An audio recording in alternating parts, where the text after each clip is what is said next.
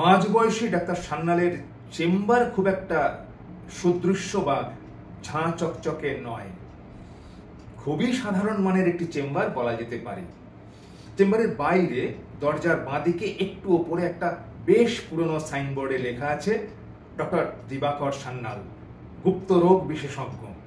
তার নিচে লেখা আছে যে কোনো গুপ্ত রোগ নিরাময়ের জন্য কোনো রকম লজ্জা বা সংকোচ না করে অবিলম্বে চলে আসুন। ডাক্তারের চেম্বার খুব একটা ঝকঝকে বা আকর্ষণীয় না হলেও তার পসার এবং আয় কিন্তু বেশ ঈর্ষণীয়। বিভিন্ন ধরনের গুপ্ত রোগের পেশেন্টদের সঙ্গে আলাপচারিতা ও তাদের চিকিৎসার সুবাদে এই ডাক্তার সান্যালের কথাবার্তা এবং ব্যবহার কিন্তু বেশ রসিকতাপূর্ণ, অর্থাৎ বেশ রসিক মানুষ। এহেন ডাক্তারবাবু পুজোর আগে একদিন সস্ত্রীক মার্কেটিং এ বেরিয়েছেন।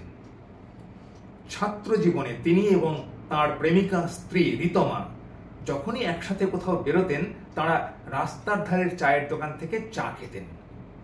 সেই অভ্যাসবশত এদিনও তারা দুজনে রাস্তার ধারের বেশ জমজমাট একটি চায়ের দোকানে গেলেন চা খেতে।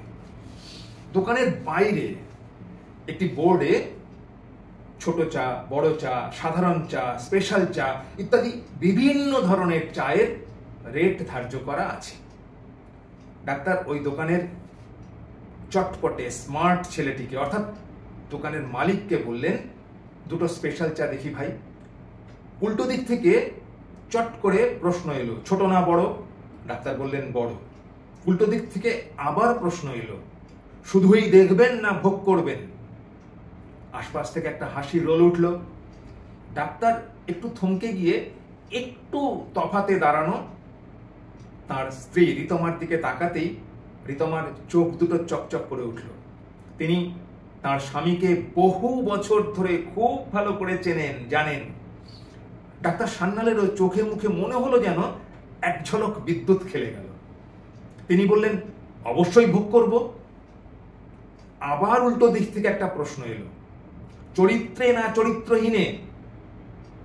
খরিদ্দার বা অন্যান্য যারা চিত্ত অর্থাৎ ওই দোকানের মালিককে চেনে, তারা একে অন্যের মুখের দিকে তাকিয়ে মুখ টিপে হাসছে এবং ডাক্তার ও তার স্ত্রীর দিকে ইঙ্গিতপূর্ণভাবে তাকাচ্ছে। এবার ডাক্তার একটু বিব্রত বোধ করলেন। তিনি বললেন, মানে ঠিক বুঝলাম না তো ভাই। চিত্ত বলল, চরিত্রে হলে আপনি ভাঁড়ে পাবেন, যাতে আপনার আগে কেউ কোনোদিন ঠোঁট ছোঁয়ায়নি এবং আপনার পরেও ছোঁয়াবে না।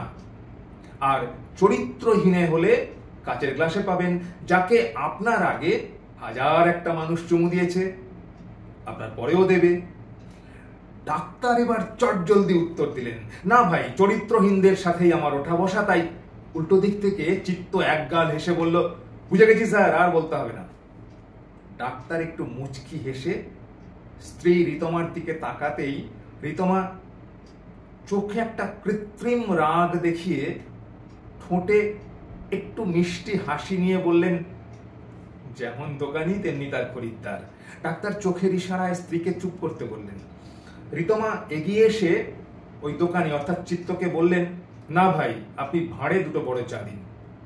চা পান পর্ব শেষ হবার পর ডাক্তার তাঁর ওয়ালেট থেকে 3টে 100 টাকার নোট বার করে চিত্ত অর্থাৎ ওই দোকানের সামনে ধরে বললেন, ভাই, আপনাকে কোন নোটটা দেবো একটু বলুন। চিত্ত স্মার্টলি বলল, বুঝলাম না স্যার। ডাক্তার প্রথম নোটটা দেখিয়ে বললেন, এটি আমাকে একজন গনোরিয়া পেশেন্ট দিয়েছেন। দ্বিতীয় নোটটি দেখিয়ে বললেন, এটি আমাকে একজন সিভিলিস পেশেন্ট দিয়েছেন। তৃতীয় নোটটি দেখিয়ে বললেন, এটি আমাকে একজন এইডস এর পেশেন্ট দিয়েছেন। এবার আপনি বলুন, আপনি কোনটা নেবেন? চিত্ত এবং আশপাশে যারা দাঁড়িয়ে ছিল বোবার মতো ডাক্তারের মুখের দিকে তাকিয়ে রইল। কারোর মুখে কোনো ভাষা নেই, কোনো হাসি নেই। হাসি ঠাট্টার ওই পরিবেশ এক মুহূর্তে বেশ ভারী হয়ে উঠল। ডাক্তারের গা ঘেঁষে দাঁড়িয়ে যারা এতক্ষণ বেশ মজা নিচ্ছিল, এক ঝটকায় তারা সরে গেল। কেউ কেউ আবার চায়ের অর্ডার করেও চা না খেয়েই চলে যেতে উদ্যত হলো। ডাক্তার তাদের বললেন, না ভাই, আপনারা কেউ যাবেন না, ওর ব্যবসায়ের ক্ষতি হয়ে যাবে।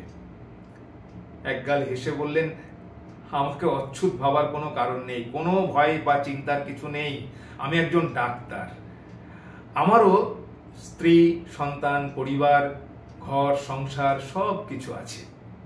রিতমাকে দেখিয়ে বললেন, উনি আমার স্ত্রী, উনিও ডাক্তার। রিতমা তখন পাশে দাঁড়িয়ে দাঁড়িয়ে মুচকি হেসে চলেছেন। চিত্তকে দেখিয়ে বললেন, এটা ওর ওই হালকা রসিকতার যোগ্য জবাব। এবার চিত্তকে সরাসরি বললেন, এই যে ভাই শুনুন, সব সময় রাজনীতির লোকেদের মানসিকতা অনুসরণ করবার চেষ্টা করবেন না, ওটা ঠিক নয়।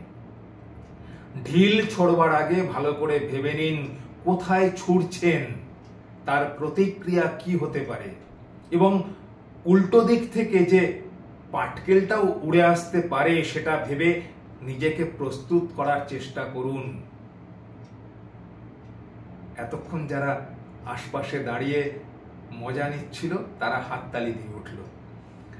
আর চিত্ত অর্থাৎ ওই দোকানি সোজা দোকান থেকে নেমে এসে ডাক্তারের পায়ে হাত দিয়ে নমস্কার করতে উদ্যত হতেই ডাক্তার তাকে বুকে জড়িয়ে ধরলেন।